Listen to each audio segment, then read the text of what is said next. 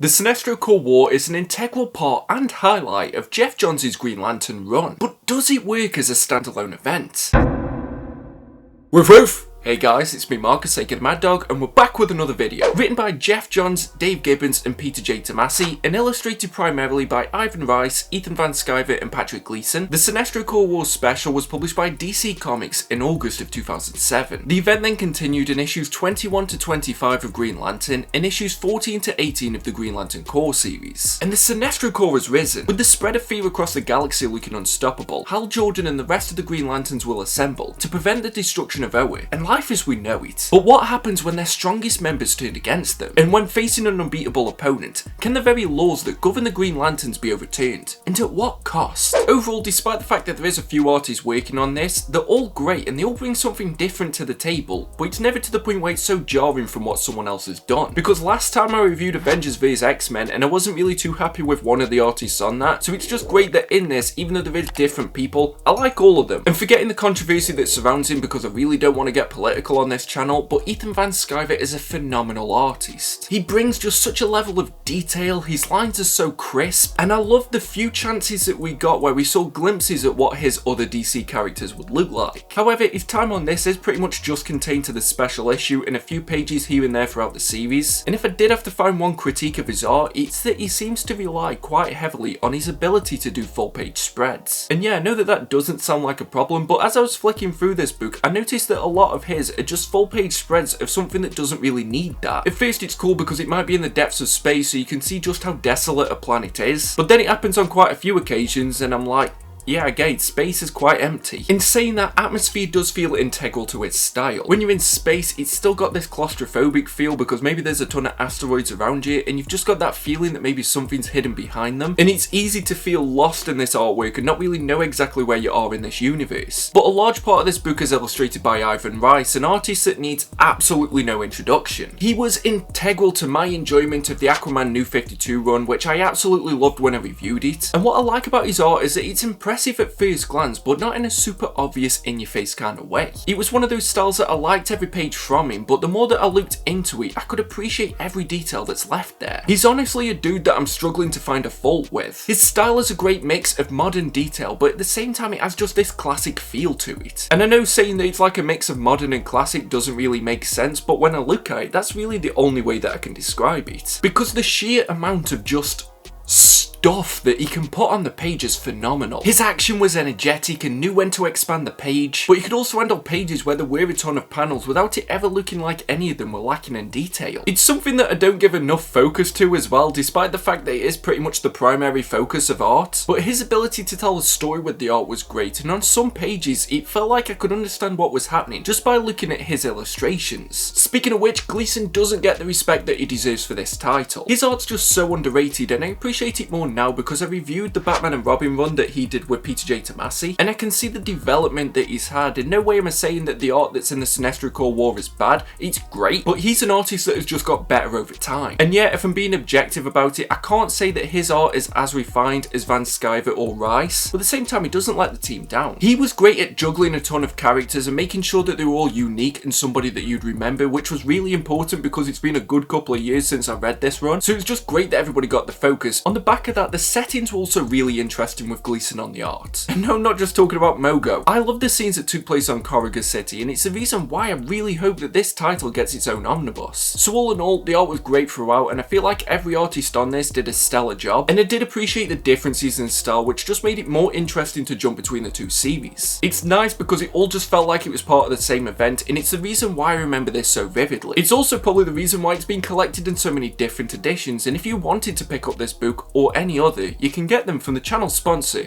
Organic Price Books. They've got great packaging, fast shipping and amazing customer services, and if you use code WOOFWOOF you'll get $2 off your order. And if you're ordering 3 or more books and you want them to be delivered together, make sure you use code WOOFWOOF, ship it together for 5% off your entire order. Don't worry, you can just copy and paste them from the description down below and you can use these codes as many times as you like. Jumping into the story now, and I don't care whether people think this is an event or just a crossover because it's just damn fun, and I think that these smaller scale events are just as important as the big ones. ones. And besides, stuff like Mutant Massacre, Fall of the Mutants, and Age of Apocalypse count as an event despite the fact that they are mostly contained to X-Men books. I'm spending way too long justifying this. But the biggest criticism that I hear of comic events is that they're often way too bloated, and it's nice that the Sinestro Corps War doesn't have that. Because of that, I never got the feeling like there was titles there just for the sake of it, or that another book was jumping in just because it felt like it had to. There was also great synergy between the two main titles, and I don't think I appreciated just how important that was until I started reading the event that's going to be reviewed next. In saying that though, I did prefer the main Green Lantern title. As much as I enjoyed Corps, there was more than a few moments where it felt like it was just left with a secondary task and just waiting to react to things that happened in the main series. There were multiple parts where it felt like the book just went, Hal Jordan and the other Green Lanterns that most people could name, you go to Earth, and everybody else you go to,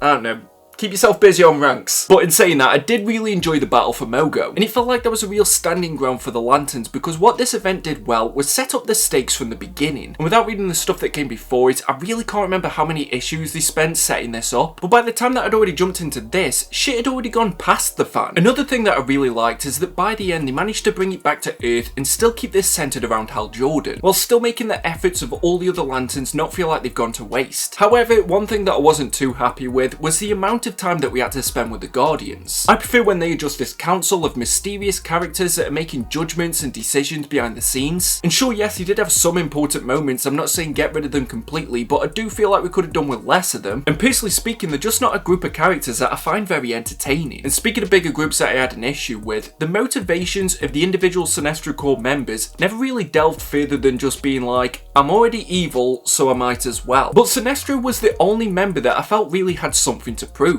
And don't get me wrong, there were other interesting members of the Sinestro Corps that I really enjoyed seeing on the page, but having some more diverse motivations, even if it wouldn't have been fully fleshed out, would have just helped to add a bit more to this story and just add great attention. The weird thing is as well, a lot of the Green Lanterns get some development, but that mostly happens in the main Green Lantern title, and I thought that'd be the other way round. Also, this might be a little bit of a disappointment to some, but it's only really the Green Lanterns that we already know quite a lot about that get that focus. You know, characters like Kyle, Guy, John Stewart and Kilowog are front and centre, and I did really like that, but especially in the team book, there were a lot of characters that you were told are important, but you never really know why. Again, it's probably because these issues are in the middle of the run, but it is something that hindered my experience. One Lantern that I'm glad got quite a big moment in this was Ceranic, and yeah, I don't know if I pronounced that correctly. And it's one of the backstories that I'm glad tied in well to the main plot. And it was also just nice seeing one of the main characters of the Corps series not always having to hang around with the other Lanterns, and get their own interesting, albeit short story that puts the spotlight on them for a little bit of this book. Additionally, there is a lot that goes on in this main event, and at a certain point stuff had just happened that I didn't really understand, but I was just like,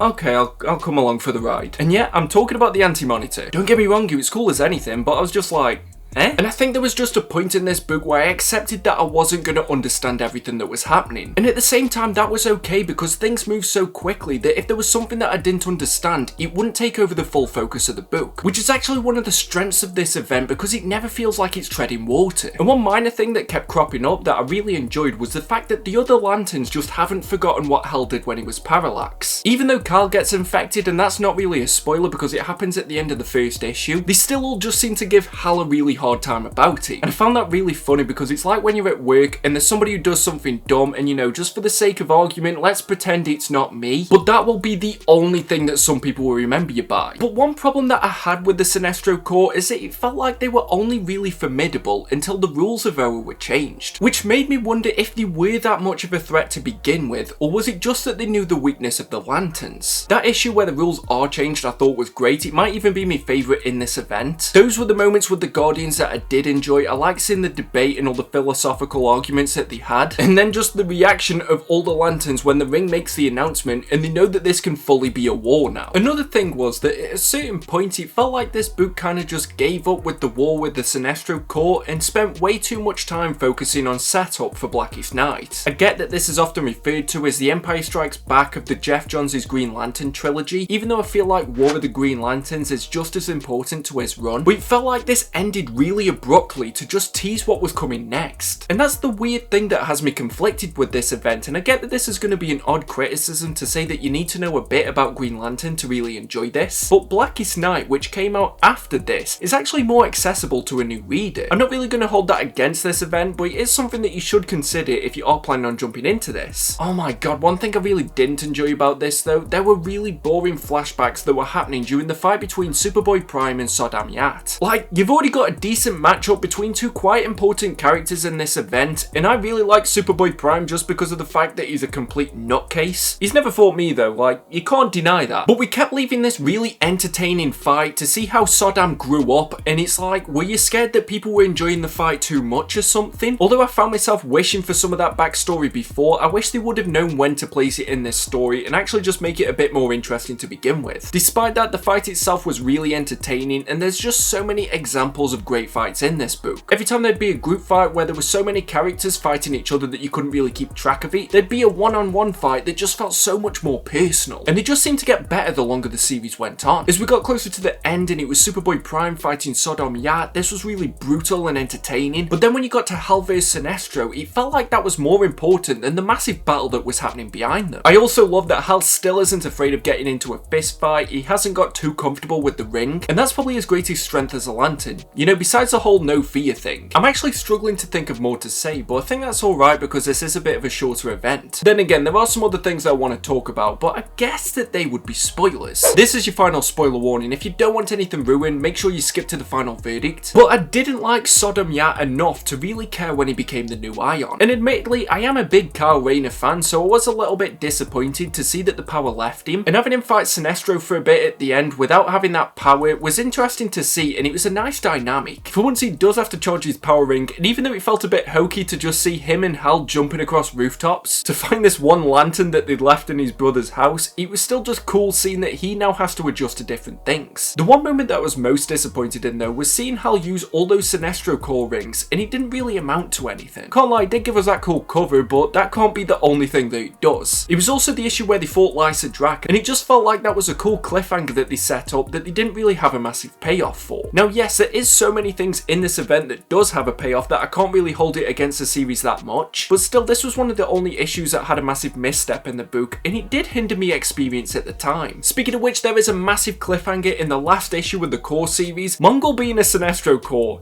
Yes please, sign me up. On one hand it's great because it already shows that this event is going to have lasting consequences, but I also feel like they could have incorporated this earlier on and had it be a bigger part of the Sinestro Corps War. So this may sound like a complaint, but I'm actually happy that they made me want to jump into more Green Lantern titles. This is my final verdict.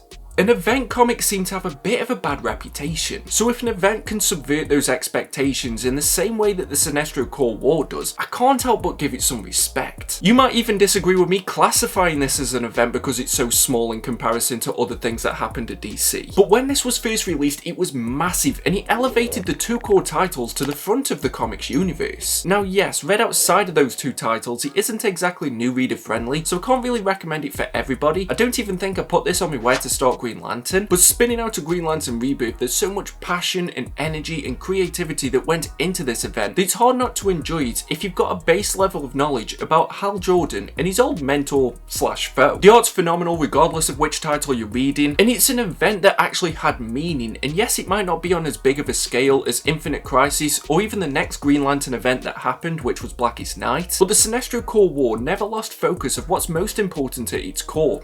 Ironically. The world, the lore, the characters are all taken to the next level, storylines are set up for years to come, and it was just damn entertaining from start to finish. It's worth a reread even though you would need a bit of a refresher on this universe, and it does naturally read better when it's part of Geoff Johns' full run, but I can't mark it down for me reading it out of order. So for the experience it gave me on a smaller scale and just how much this event means, I'm going to give it a very respectable 75%.